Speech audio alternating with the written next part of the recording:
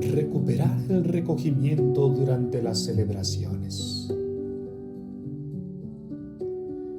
Procurar el empleo de los objetos más hermosos para la Eucaristía es una forma loable y necesaria de manifestar nuestro respeto y nuestro amor. Pero aún es más importante trasladar ese respeto y ese amor a nuestra conducta. En nuestras asambleas, los africanos tenemos tendencia a dejarnos llevar por una especie de frenesí descontrolado. Nuestras iglesias se han convertido en espacios donde reinan el alboroto, una alegría exuberante y desbocada, la santa anarquía y, en definitiva, la falta de respeto a la gloriosa majestad del Dios tres veces santo. Nuestras asambleas de oración son demasiado ruidosas. Ensordecemos a Dios con nuestros cantos y nuestros gritos, con unas procesiones y unos bailes que no acaban nunca, cuando se supone que estamos recordando la muerte cruel y humillante que quiso sufrir Jesús subiendo a la cruz para salvarnos. ¿Por qué nos hemos vuelto tan ruidosos en presencia de Dios? ¿Por qué somos incapaces de imitar la oración, el silencio y la discreta humildad de Jesús, María y José a lo largo de sus 30 años de vida oculta en Nazaret? No dejemos nunca de pedir a Jesús: Señor, enséñanos a orar, como Juan enseñó a sus discípulos.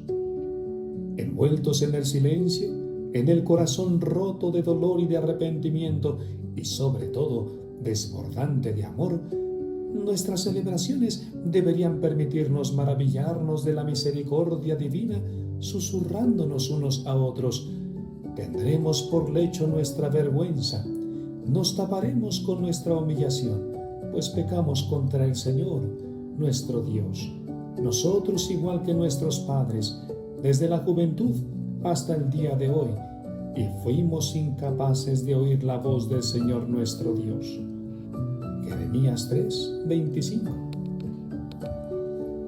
A veces esta deriva se ve amparada por la excusa de la necesidad de la inculturación de la liturgia. No olvidemos, sin embargo, que los apóstoles de la Iglesia primitiva, conocedores de los ritos funerarios y del profundo pensamiento religioso de las tradiciones de Oriente Medio acerca de la muerte y el más allá, no recurrieron a ellos para recordar el misterio pascual de Jesús. Así es como debemos procurar nosotros no incorporar a la liturgia de la Iglesia, sin un prudente discernimiento, elementos no evangelizados de la cultura pagana. De ese modo evitaremos todo añadido inútil y todo espectáculo folclórico durante la celebración de los misterios cristianos. La liturgia cristiana no consiste en una exhibición de nuestras riquezas culturales ancestrales, ni en una revalorización de nociones y manifestaciones religiosas muy dignas de elogio de nuestros antepasados. Consiste en la celebración de la pasión, la muerte y la resurrección de nuestro Señor Jesucristo. Por eso hemos de serenarnos, volver a descubrir el respeto, la grandeza y la primacía que San Benito concede a la liturgia con estas palabras: Nihil operi Dei preponatur. Nada se anteponga a la obra de Dios. El fundamento de la liturgia debe seguir siendo la búsqueda y la glorificación de Dios de un modo digno de su majestad. La liturgia ordena nuestra relación con Dios. Si la convertimos en una obra humana, corremos el peligro de hacer de Dios un ídolo humano.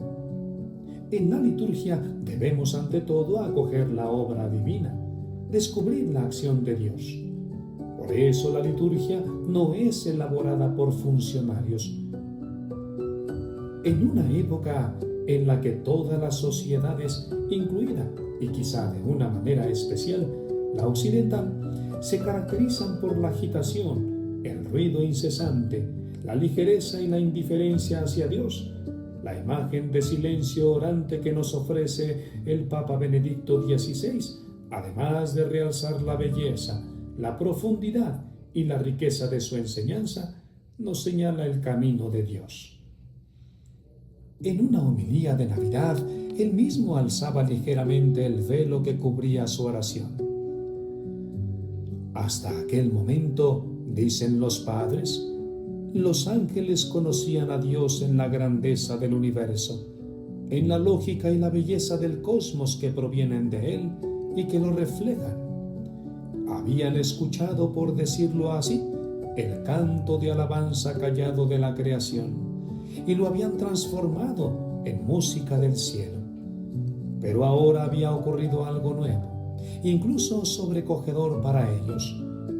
Aquel de quien habla el universo, el Dios que sustenta todo y lo tiene en su mano, él mismo había entrado en la historia de los hombres. Se había hecho uno que actúa y que sufre en la historia. De la gozosa turbación suscitada por este acontecimiento inconcebible, de esta segunda y nueva manera en que Dios se ha manifestado, dicen los padres, surgió un canto nuevo, una estrofa que el Evangelio de Navidad ha conservado para nosotros. Gloria a Dios en el cielo y en la tierra paz a los hombres que Dios ama. La gloria de Dios está en lo más alto de los cielos, pero esta altura de Dios se encuentra ahora en el establo. Lo que era bajo se ha hecho sublime. Su gloria está en la tierra, es la gloria de la humildad y del amor. Y también la gloria de Dios es la paz. Donde está Él, allí hay paz. Él está donde los hombres no pretenden hacer autónomamente de la tierra el paraíso, sirviéndose para ello de la violencia. Él está con las personas de corazón vigilante, con los humildes y con los que corresponden a su elevación, a la elevación de la humildad y del amor. A estos da su paz, para que por medio de ellos entre la paz en este mundo. Si queremos orar de verdad y encontrar a Dios que habita en el silencio, hemos de revestirnos de humildad, de modestia y de silencio. Con demasiada frecuencia olvidamos que para encontrarse con su Padre en la oración, Jesús solía retirarse a orar en medio del silencio y la soledad del desierto o en la cima de los montes. Y Él es nuestro Maestro. Nuestro modelo y nuestro guía deben ser su manera de orar y de encontrarse con su Padre Dios. Ese silencio no acabará con la alegría que la presencia de Dios confiere a nuestras liturgias, que crecerán en hondura y serán lo que deben ser. Porque en la tragedia de la pasión se consuma nuestra propia vida y la entera historia humana.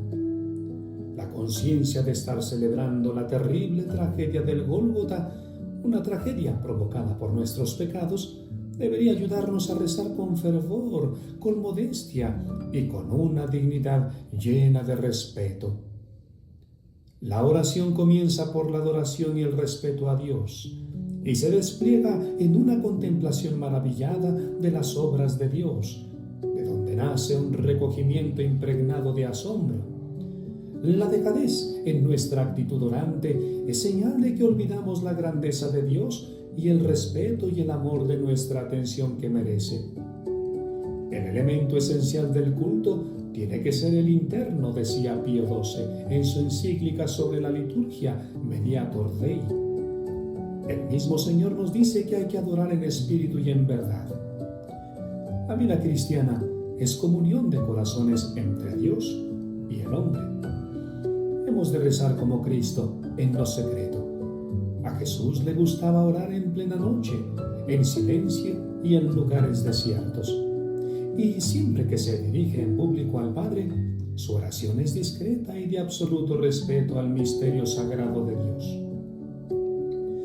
El filósofo Emmanuel Mounier ha subrayado la necesidad de obrar con autenticidad, de llevar a cabo obras que no poseen un brillo inmediato, pero que se sabe que es imposible que no den fruto. No cabe duda de que la oración pertenece a esa categoría. Al desplegarse en el silencio interior del alma, exige en la medida de lo posible el silencio exterior. Y nosotros, sin embargo, ahogamos a la Iglesia en el ruido, el alboroto y la mediocridad. Así lo denunciaba ya el padre Regamey. Es absurdo pretender llevar una vida de oración y no mantener una rigurosa disciplina con respecto a la radio, la televisión, los periódicos, las revistas, el cine, etc.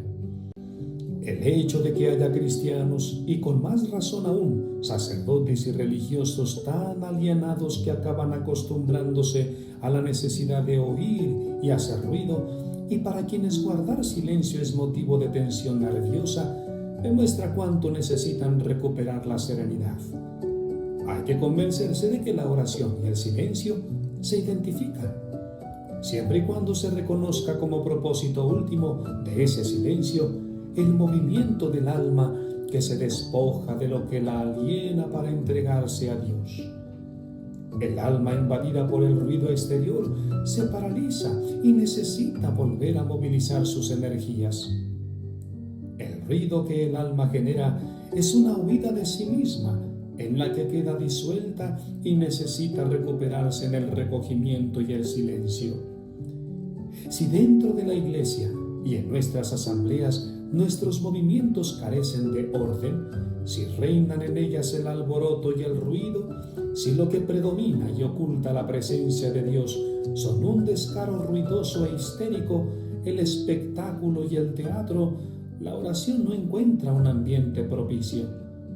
Su orientación es contemplativa, es asombro en la medida en que lleva a mantener la mirada fija en Dios. Por eso desea una calma silenciosa y una apacible semejanza en los movimientos. Cuando nos reunimos para celebrar el sacrificio eucarístico, hemos de velar por la moderación y el orden. No hace falta hacer caer en una palabrería exagerada ni gritarle ruidosamente a Dios. Nuestras peticiones deben brillar por su discreción y su comedimiento. Dios no escucha las voces, sino los corazones. Quien ve nuestros pensamientos más secretos no necesita que atraigamos su atención a gritos. Existe una necesidad urgente de recuperar el sentido de lo sagrado y del misterio que lleva a reconocer al hombre que todo procede de Dios y que solo es plenamente hombre cuando se arrodilla ante Él para adorarle, contemplar su santidad radiante y dejarse remodelar a su imagen y semejanza. Bautizados en la vida de Dios, debemos amar por encima de todo la Santa Misa y celebrarla con fe, dignidad y estremecimiento y con una alegría sagrada. Que las prisas no nos hagan acelerar la liturgia. Participemos en ella con un respeto infinito y dando gracias, porque es la obra de nuestra salvación en la cruz. Dice el Catecismo de la Iglesia Católica: el sacrificio de Cristo y el sacrificio de la Eucaristía son, pues, un único sacrificio. La víctima es una y la misma. El mismo el que se ofrece ahora por el ministerio de los sacerdotes, el que se ofreció a sí mismo en la cruz, y solo es diferente el modo de ofrecer. Y en este divino sacrificio que se realiza en la misa, se contiene e inmola incruentamente el mismo Cristo, que en el altar de la cruz se ofreció a sí mismo una vez de modo cruento.